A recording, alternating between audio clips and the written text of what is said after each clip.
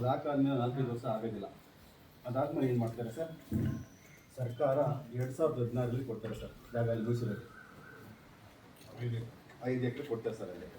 ಇದಾದ್ಮೇಲೆ ನಾವೇನು ಮಾಡ್ತೀವಿ ಸರ್ ಅವಾಗ ಇದನ್ನು ನಾನು ಜಿಲ್ಲಾಧಿಕಾರಿಗಳಿಗೆ ನಾನು ಈ ಜಾಗದ ಬಗ್ಗೆ ಮನೆಗೆ ಹೋಗಿ ಕೊಡ್ತೀನಿ, ಇದೆಲ್ಲ ಮಾಡ್ಕೊಂಡ್ಬರ್ತೀನಿ ಸರ್. ಇಬ್ಬರನ್ನು ಭೇಟಿ ಮಾಡಿಸ್ತೀನಿ. ಅಭಿಮಾಸುರ ಮಾಲೀಕರು ಇದೇ ಕಚೇರಿಗೆ ಬಂದಿರ್ತಾರೆ. ನೀವು ಕೂತಿರೋ ಮೀಟಿಂಗಲ್ಲೇ 4 ಸರಿ ಮೀಟಿಂಗ್ ಆಗಿದೆ ಸರ್.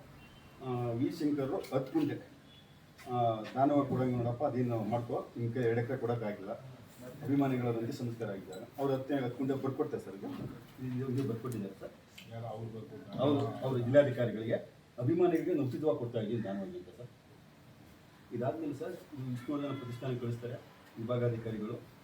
ನನಗೆಲ್ಲ ಮನೆಗಳು ಕೊಟ್ಕೊಂಡು ಬರ್ತಾ ಇರ್ತೀನಿ. ಇದೆಲ್ಲ ಸ್ಕೆಚ್ ಎಲ್ಲ ಡಿ ಸಿ ಅವರೇ ಸರ್ವೆ ಬಂದು ಕರ್ಕೊಂಡೋಗಿ ಅವ್ರನ್ನ ಡಿ ಸಿನೇ ಬಂದಿದ್ರು ಅಭಿಮಾನಿಗಳ ಮಾಹಿತಿ ಸರ್ವೆ ಮಾಡಿ ಆ ದಾಖಲಾತಿಗಳನ್ನು ಬಿಡುಗಡೆನೂ ಮಾಡ್ತಾರೆ ಸರ್.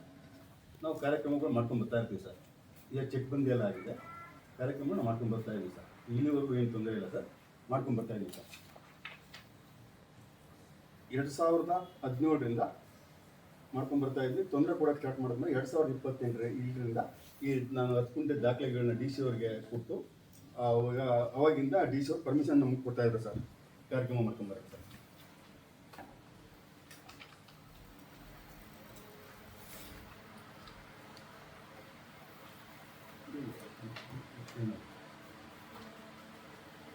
ಸರ್ 2017ರಲ್ಲಿ ಅವರು 14 ಕಾರ್ಯಕ್ರಮವನ್ನು ಕೊಡ್ತಾರೆ, ಒಂದು ಮಾಡ್ಕೊಂಡೋಗಿ ನೀವು ಅಂತ. ಸ್ಟೇಷನ್ಗೂ ಬರೀತಾರೆ, ನಾವು 10 ಗುಂಟೆ ಉಚಿತವಾಗಿ ಕೊಟ್ಟಿದ್ದೀವಿ, ಅಲ್ಲಿ ಮಾತ್ರ 10 ಗುಂಟೆ ಮಾತ್ರ ಪೂಜೆ ಮಾಡ್ಕೊಂಡು ಬರ್ತೀವೋ, ನಾವು ಪೂಜೆ ಕೊಡಲ್ಲ ಅಂತ 2018ರಲ್ಲಿ ಸರ್. ಅವಾಗ ನಾವು ಸ್ಟೇಷನ್ ಮುಖಾಂತರ ಅಭಿಮಾನಿ ಸಂಘಟನೆಗೆ ಪೂಜೆ ಮಾಡ್ಕೊಂಡು ಬರ್ತಾ ಇರ್ತೀವಿ ಸರ್. 2022ರಲ್ಲಿ ನನಗೆ ಅವರೇ ಕಾರ್ಯಕ್ರಮಕ್ಕೆ ಅನುಮತಿ ಕೊಡ್ತಾರೆ ಸರ್. ಅಂದಿನ ಶ್ರೀನಿವಾಸ ಇರ್ತಾರೆ ಜಿಲ್ಲಾಧಿಕಾರಿಗಳು, ಅವ್ರಿಗೂ ನಮ್ಮ ಮನೆ ಕೊಟ್ಟಿದ್ದ ಬಗ್ಗೆ ಪೊಲೀಸ್ ಆ್ಯಕ್ಟ್ರಿಗೆಲ್ಲ ಕೊಟ್ಟು ನಾವು ಕಾರ್ಯಕ್ರಮ ಮಾಡ್ತೀವಿ ಸರ್. ಎಲ್ಲ ಆ್ಯಕ್ಟ್ರಿಗೆಲ್ಲ BGMPಗೆಲ್ಲ ಕೊಟ್ಟು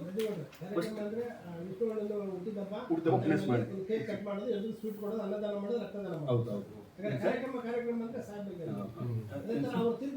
ಡಿಸೆಂಬರ್ 30 ಹೋಗ್ಬಿಟ್ಟು ಅಗರಬತ್ತಿ ಎಲ್ಲ ಹಚ್ಬಿಟ್ಟು ಅವ್ರಿಗೊಂದು ಶ್ರದ್ಧಾಂಜಲಿ ಮಾಡಿಬಿಟ್ಟು ಅನ್ನದಾನ ಮಾಡಿ ಇದೇ ಕಾರ್ಯಕ್ರಮ. ಇದು ವರ್ಷಕ್ಕೆ 2 ಸಾರಿ ಸೆಪ್ಟೆಂಬರ್ 15 ಡಿಸೆಂಬರ್ ಇದು ಕೊಟ್ಟ ಮೇಲೆ ಸರ್ ಅವರು ನನಗೆ ಕೆರಿಗೆ ಸ್ಟಾರ್ಟ್ ಮಾಡೋಕ್ಕೆ ಮಾಡ್ತಾರೆ 2027. ಅವಾಗ ಏನು ಮಾಡ್ತಾರೆ, ಡಿ ಸಿ ಅವ್ರು ನಮಗೆ ನಾನು ಡಿ ಸಿ ಅಂತ ಪರ್ಮಿಷನ್ ತಗೋತೀನಿ ಸರ್.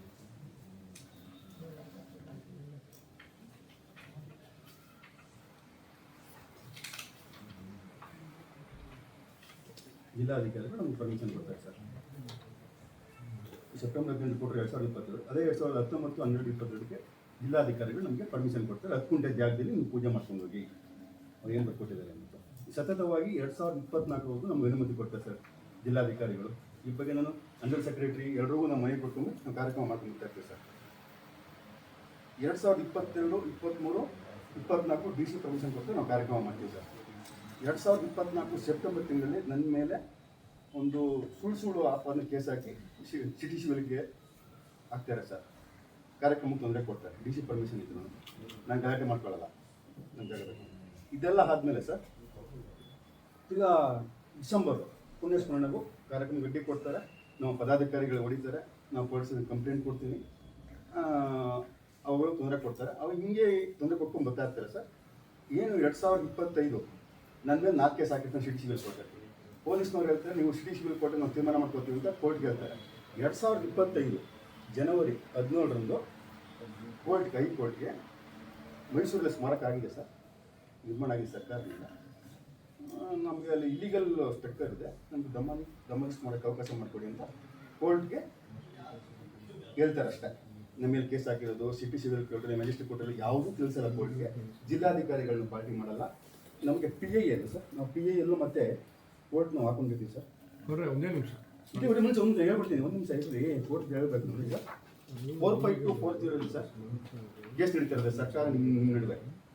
ಅವಾಗ ಸರ್ಕಾರಿ ಅಭಿವೃದ್ಧಿಗಳು 10 ಗುಂಟೆ ಬಗ್ಗೆ ಯಾವುದೇ ದಾಖಲೆಗಳು ಅಲ್ಲಿ ವಿವರಣೆ ಹೇಳಲ್ಲ. ಆಯಾ ನಿಮ್ಮ ಜಿಲ್ಲಾಡಳಿತ ದಕ್ಷಿಣ ತಾಲೂಕು ಹೇಳಿದ್ರೆ ಬಿಟ್ಟರೆ ಗೊತ್ತಿಲ್ಲ ಸರ್. ನಮ್ಮ ಲಾಯರು ನಾವು ಕೊನೆಯ ಕ್ಷಣದಲ್ಲಿ ಅದಕ್ಕೆ ಇದಾಗ್ತೀವಿ, ಇಂಪ್ಲೀಡ್ ಆಗ್ತೀವಿ ಸರ್. ಕೊನೆಯ ಕ್ಷಣದಲ್ಲಿ ಕೋರ್ಟ್ಗೆ ನಾವು 10 ಗಂಟೆ ದಾಖಲೆಗಳನ್ನು ಕೊಡ್ತೀವಿ ಸರ್. ಅವ್ರು ಏನು ಹೇಳ್ತಾರೆ, ನಾವು ಇದ್ರ ಬಗ್ಗೆ ಏನು ಕ್ರಮ ತಗೊಳಕ್ಕಾಗಲ್ಲ, ನೀವು ಸರ್ಕಾರ ಜೊತೆ ಸಮಸ್ಯೆ ಬಗೆಹರಿಸ್ಕೊಳ್ಳಿ 10 ಗುಂಟೆ ಉಲ್ಲೇಖ ಮಾಡಿ ಅವರು 2 ಎಕರೆ ಜಾಗನ ಕೊಟ್ಬಿಡ್ತಾರೆ. ಈ 2 ಎಕರೆ ಜಾಗದ ಬಗ್ಗೆ ನಾನು ಅಂಡರ್ ಸೆಕ್ರೆಟರಿಗೆಲ್ಲ ಹೇಳ್ತೀನಿ, 10 ಗುಂಟೆ ನಮಗೆ ಅಭಿಮಾನಿಗಳು ಬಿಟ್ಬಿಟ್ಟು ಅವ್ರಿಗೆ 2 ಎಕರೆ ಜಾಗ ವಾಪಸ್ ಕೊಡಿ ಅಂತ ನಾನು ಮನವಿಗೂ ಕೊಟ್ಕೊಂಡ್ತಾ ಇರ್ತೀನಿ ಸರ್. 2021ರಿಂದ ಅಂಡರ್ ಸೆಕ್ರೆಟರಿ ಮತ್ತು ಮುಖ್ಯಮಂತ್ರಿಗಳಿಂದ ಬಂದ್ರೂ ಇಲ್ಲಿ ದಕ್ಷಿಣ ತಾಲೂಕು ಏನಿದೆ, ಯಾರು ಬರ್ತಾರೆ ಅಲ್ಲಿ ವಿಲೇಜ್ ಅಕೌಂಟು ಬರ್ತಾರೆ, ಅವ್ರು ಯಾವುದೇ ಮಾಹಿತಿ ಅಭಯಧಿಕಾರಿ ಹೇಳಿದ್ರೆ ಬಿಟ್ಟರೆ ಗೊತ್ತಿಲ್ಲ ಸರ್. ಅವರು ಏನೂ ಮಾಡಲ್ಲ. ನಮ್ಮ ಲಾಯರು ಈ ಚರ್ಚೆ ಮಾಡಿ ಡಾಕ್ಯುಮೆಂಟ್ಸ್ ನೋಡಿ ಇದನ್ನ ಉಲ್ಲೇಖ ಮಾಡಿ ಏನು ಮಾಡ್ತಾರೆ ಸರ್. ನಾನು PI ಹಾಕೋತೀನಿ ಸರ್, PI ಹಾಕೋತೀನಿ ಸರ್. PI ಎಲ್ಲೂ ಹೈಕೋರ್ಟ್ ಒಪ್ಪಲ್ಲ ಸರ್. ನಾವು ಇದನ್ನು ಇತ್ಯರ್ಥ ಮಾಡೋಕ್ಕೆ ಬರಲ್ಲ. ನಿಮ್ಗೆ ಸರ್ಕಾರದ ಸಮಸ್ಯೆ ಬಗ್ಗೆ PI ಕ್ಯಾನ್ಸಲ್ ಮಾಡ್ತಾರೆ ಸರ್. ನಾವು ರಿಪಿಟೇಷನ್ ಹಾಕೊಂಡ್ಬೇಕು, PI ಹಾಕೊಂಡೆ ಸರ್. ಇಷ್ಟು ಮುಗಿತದೆ ಸರ್. ಇಷ್ಟಾಗಿರುತ್ತೆ. ಇದು ಮುಂಚೆ 2020ರಲ್ಲಿ ಜನವರಿನಲ್ಲಿ ನಿಮ್ಮ DC-ಗೆ ನಮಗೆ ಅದು ಇಲ್ಲಿಗಷ್ಟು ಇದೆ, ನಮ್ಗೆ ಡೆಮಾಲಿಷ್ ಮಾಡೋಕ್ಕೆ ಅವಕಾಶ ಮಾಡ್ಕೊಡಿ ಅಂತ ನೀವು ಲೆಟ್ರ್ ಕೊಡ್ತಾರೆ. ಅದೇ 15/1/2025ರಲ್ಲಿ ಹೈಕೋರ್ಟಿಂದ ಬೆಳಿಗ್ಗೆ 11 ಗಂಟೆಗೆ ಹಾಕಿ 3 ಗಂಟೆಗೆ ಆರ್ಡರ್ ಕಾಪಿ ತಗೋತಾರೆ ಸರ್. ಆ ಕೋರ್ಟ್ ಹೇಳುತ್ತೆ, ಸರ್ಕಾರ ಜೊತೆ ಮಾತಾಡಿ ನೀವು 2 ತಿಂಗಳಿಗೆ ಡೆಮಾಲಿಷ್ ಮಾಡ್ಕೊಳ್ಳಿ ಅಂತಾರೆ ಸರ್. ಡೆಮಾಲಿಷ್ ಮಾಡ್ಕೊಳ್ಳಿ ಅಂತಾರೆ. ಅವರು ಡೆಮಾಲಿಷು ಮಾಡೋದಿಲ್ಲ. ಫೆಬ್ರವರಿ ಆಯಿತು, ಮಾರ್ಚ್ ಆಯಿತು, ಏಪ್ರಿಲ್ ಆಯಿತು, ಮೇ ಆಯಿತು, ಜೂನ್ ಆಯಿತು. ನಾನು ಆಲ್ರೆಡಿ ಕಾರ್ಯಕ್ರಮಕ್ಕೆ 6ನೇ ತಿಂಗಳಲ್ಲಿ DC ಅವರಿಗೆ ನಾನು ಮನವಿ ಕೊಟ್ಟಿರ್ತೀನಿ ಕಾರ್ಯಕ್ರಮಕ್ಕೆ. ಇದೆಲ್ಲ ಅವರಿಗೆ ಮಾಹಿತಿ ಗೊತ್ತಾಗ್ಬಿಟ್ಟು 8/8/2025 ಡೆಮಾಲಿಷ್ ಮಾಡ್ತಾರೆ ಸರ್. ಇವತ್ತಿಗೆ 1 ವರ್ಷ ಆಯಿತು ಸರ್. 1 ವರ್ಷ ಆಯ್ತು, ನಾಳೆ 1 ವರ್ಷ ಸರ್. ಇಷ್ಟು ತೊಂದರೆ ಆಗಿದೆ ಸರ್. ನಾವು ಏನು 10 ನಿಮ್ಮ ಜಿಲ್ಲಾಧಿಕಾರಿಗಳು ಮನವಿಗಳು ಕೊಟ್ಟಿರ್ತೀನಿ ನಾನು, ಈ ಕ್ರಮ ತಗೊಳ್ಳಿ, ಸ್ಪೋರ್ಟ್ಸ್ಕೊಳ್ಳಿ. ದಯನ ಈ ಜಗದೀಶ್ ಸರ್ ಇರ್ತಾರೆ, ಅವ್ರು ಡೆಮಾಲಿಷ್ ಹಾಕೋ ಮುಂಚೆ ಅವ್ರು ಮನವಿ ಕೊಟ್ಟಿರ್ತೀನಿ ಸರ್. ಅವ್ರು ಏನು ಮಾಡೋಕ್ಕೂ ರೆಡಿ ಇದ್ದಾರೆ, ಅವ್ರ ಮೇಲೆ ಕ್ರಮ ತೊಗೊಂಡು ನೋಟಿಸ್ ಕೊಡಿ ಅಂತ. ಅವ್ರೇನು ಮಾಡಲ್ಲ ಬಿಡ್ರಿ,